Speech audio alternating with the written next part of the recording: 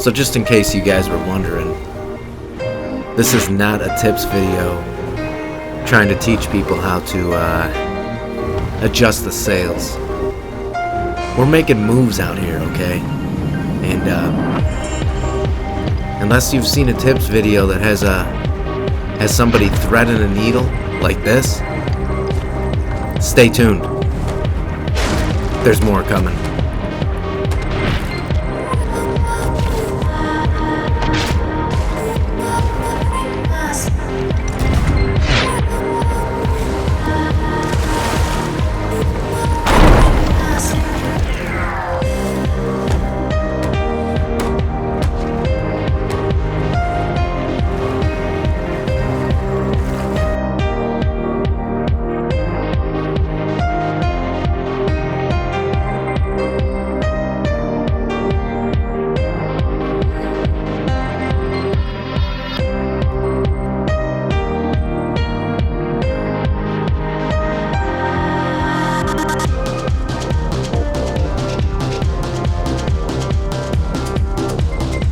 Okay, a couple of things here. You're gonna get one example here, and I wish I had put a clip of it, but a regular sword lunge from right here would never make it. It'd come up way short. Give you the view of Dubs doing it. Get that elevation, more distance. Dubs falls in the water there, who knows? Now, how this is done. You hold block. While holding block, you start to charge up a sword attack, and you can walk forward during that process. The second the lunge is initiated, you jump. So it is block. While you're holding block, charge the lunge. The second the lunge activates, jump. Give it a try.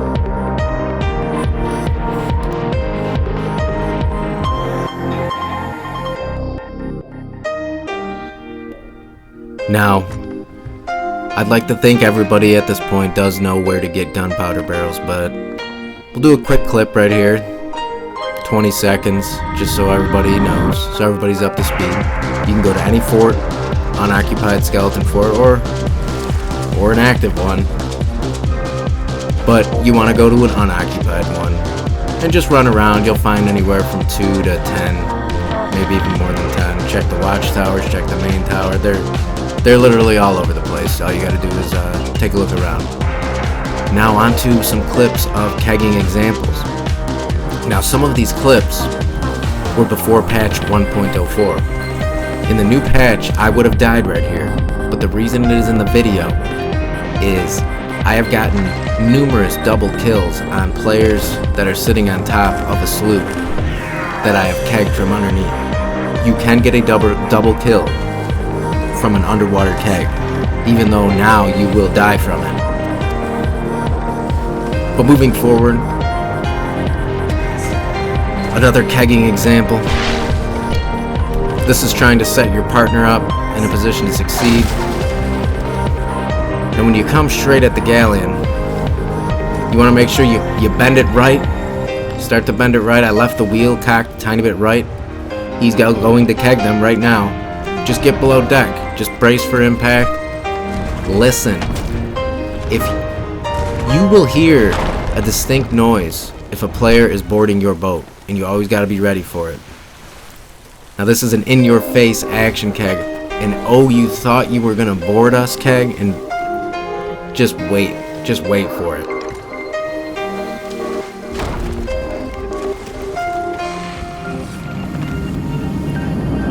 Now this move. This is a mind games keg. Now later in this video, we come back to this clip for a full breakdown, which you're going to want to see because it's important. Dubs jumps off the boat. By the time they realize what's going on, they jump in the water. It's too late.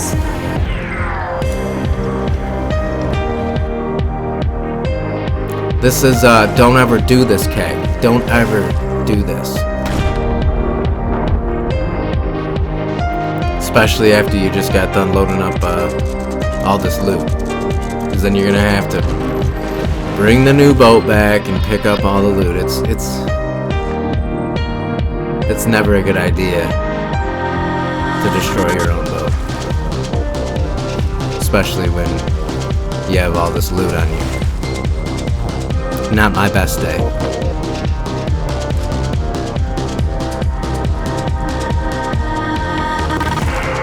Moving forward. Next clip. Come on, what's going on here? Cut!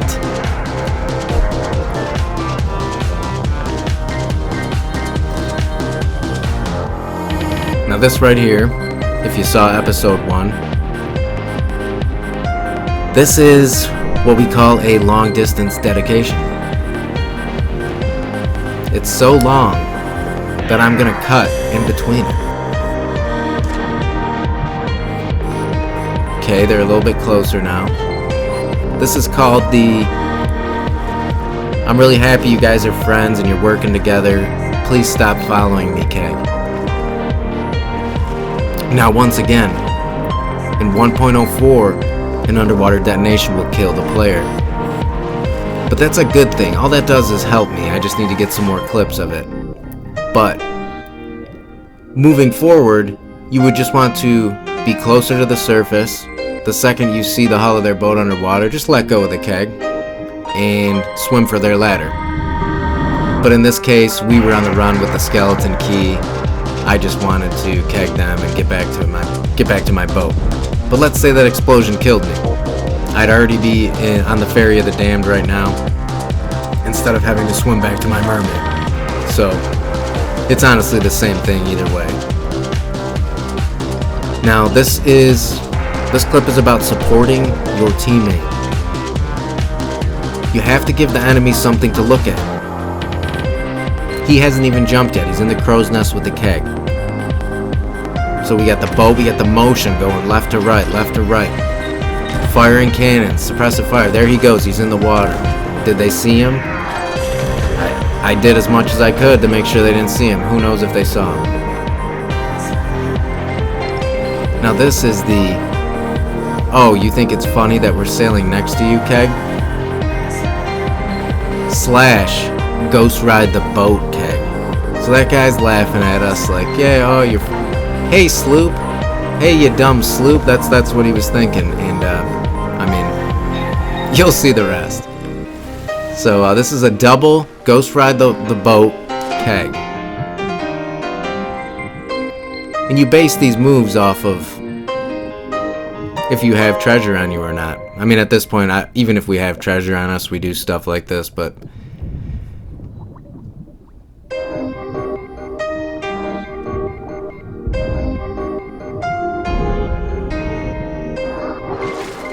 Now, once again, I would have dropped that keg in their path in patch 1.04. This clip is a week old, but the same rules still apply. You just drop the keg earlier, and then you have more time to focus on getting the ladder.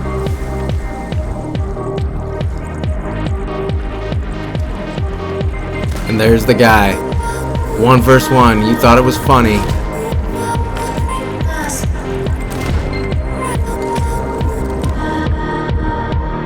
You guys know how this ends.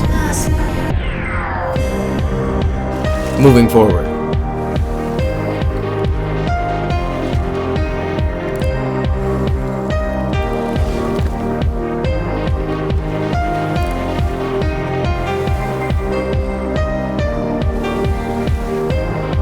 I'd be talking, but I don't even remember this clip. Oh, I remember this. This is from the rafters. I'm about to sign off for the night. And we saw you guys earlier and we fought and nobody won. This is our departure gift. From the rooftops.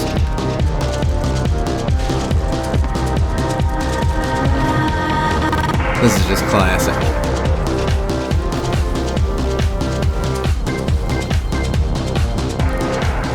Pulled a maneuver on him there. You didn't know where I went. Boom. Good night.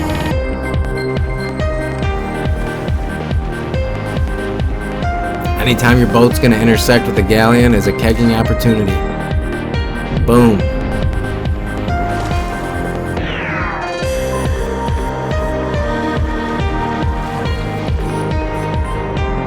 I think everybody knows this by now, but you gotta kill the repair people.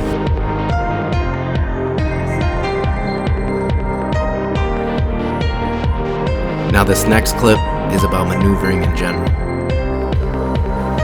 Now this crew had already been sunk by us. They got 2 sails up right now for maneuverability, mobility, as Dubs is just unloading on them. And even though this clip is somewhat long, there's a huge lesson in all this on the wind, why sometimes you want it and sometimes you don't want it, why your speed matters.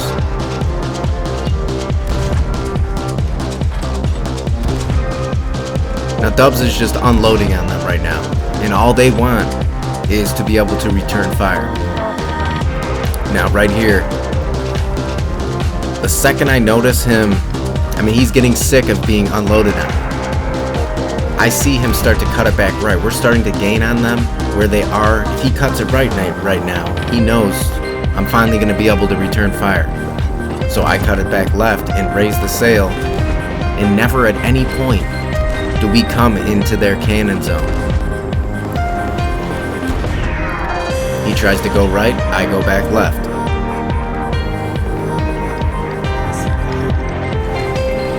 Now we need speed again. Now it's right side cannons. Continue the shelling. And the fact that they didn't try and board us at any time, and defending your sloop from boarders is not hard as long as you're paying attention. And in this scenario, if someone were to jump off their crow's nest with a keg, we're too close and the player would fall too far underwater to be able to keg us. So all you have to pay attention for is someone boarding and trying to get ladder. And as long as you're watching, you'll see it coming.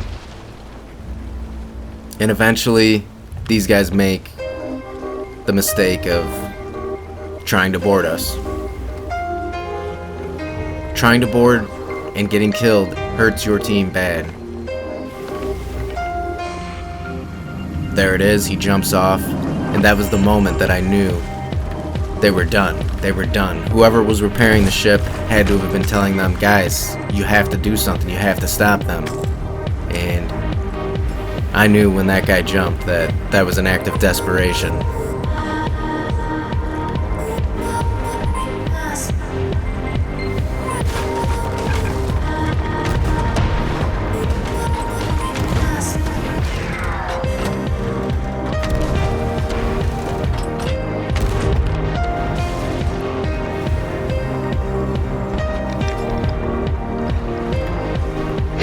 Now this next clip was referred to as the Mind Games keg, and the reason for that is, if you don't bait them into thinking something, they are going to think for themselves.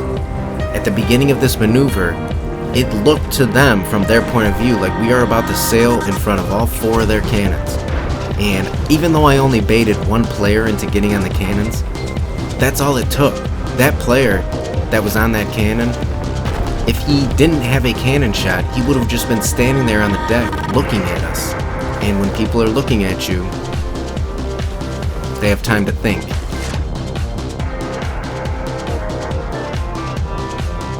Sea of Submarines, anybody?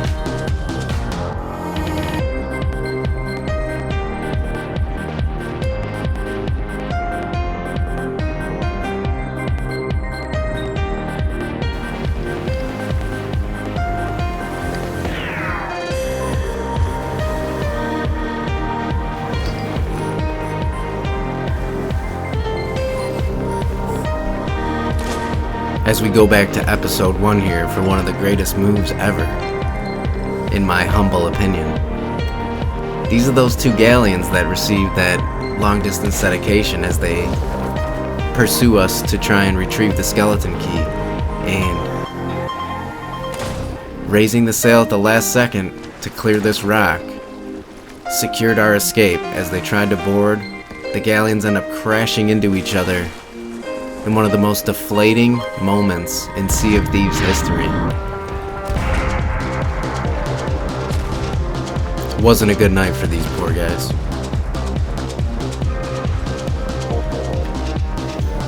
I think episode 1 received 5 downvotes, 5 thumbs down total. So I gotta assume at least 5 of them watched that video. I'm waiting on the other 3 guys. They still haven't watched it yet.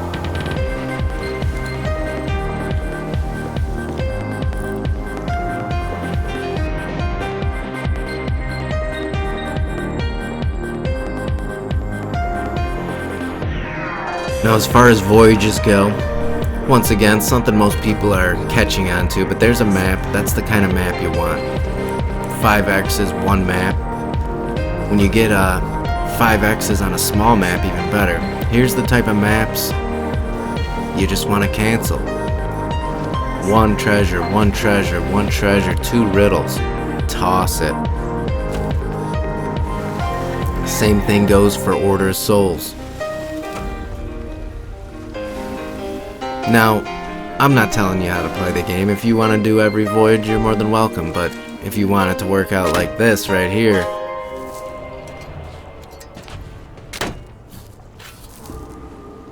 there's nothing quite like it. That's where it's at. Now, parking the boat. We've talked about this before. It's crucial.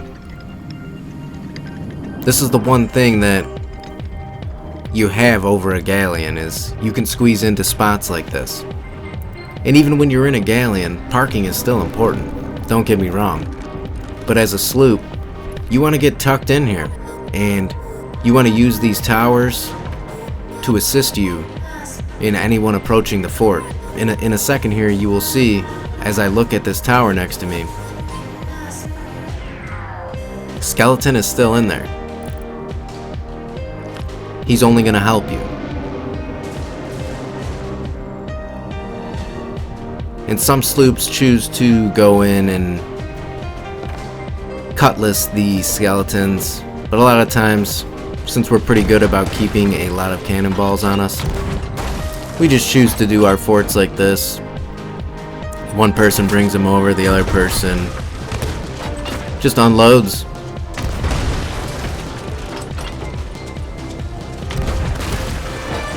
It's that easy. But that is why parking matters. And in case anybody's still struggling with it, when you come to an outpost, you just raise your sail, come coasting in. If you have too much speed, drop the anchor. You know, I was still coasting a little bit too much there, so I had to drop the anchor, but that's fine. You can lift it back up after you stopped, and your boat will stay where it is. If nobody's around, I guess it doesn't matter. Some outposts, like Golden Sands, you can see easily on all sides of the island. There's other outposts, like Galleon's Grave, where there's a higher potential that somebody could sneak up on you or come whipping around the other side of the outpost, so really you should never leave the anchor down, but sometimes if you just know you're safe, who cares, right? And I think this is just an example of lining up the plank with the dock on a galleon. Now, to close this out, controller users. There are people who also use controllers on PC. Now check out my character here. I have not heard many people talk about this. I just pulled out a banana, pulled out my spyglass, my bucket, without bringing up the wheel where you choose what you want to pull out. Even with the controller, you can set up your hotkeys. There are 3 available slots on a controller. Left on the D-pad, right on the D-pad, and right click with the right thumbstick. As you see, I have my spyglass on left on the directional pad, bucket as right, and my bananas are on right thumbstick click. Everybody should be using this. Now, just to wrap things up here, I gotta say something. Thank you for watching, first off. And second, this is not just for PvP players. I want the PvE crowd to see this and think of ways that they can defend themselves. I don't want you sailing around and just getting wrecked every time somebody runs into you, and this is just as much for you as it is for the PvP savages. Good luck out there, guys.